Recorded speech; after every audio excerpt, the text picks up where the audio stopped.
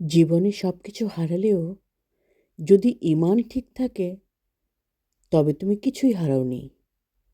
কিন্তু যদি ঈমান হারিয়ে ফেলো তবে দুনিয়া জয় করেও তুমি শূন্য।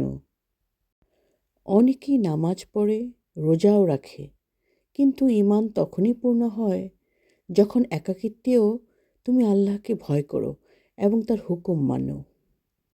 জীবনে যত বড় বিপদই আসুক না কেন, ঈমানদার কখনো হতাশ হয় না, কারণ সে জানে আল্লাহ কোনো উদ্দেশ্য ছাড়া কিছুই করেন না।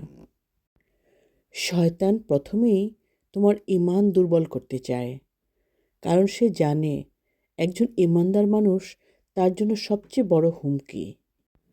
জীবন যত কঠিনই হোক, ঈমান থাকলে শান্তি থাকে।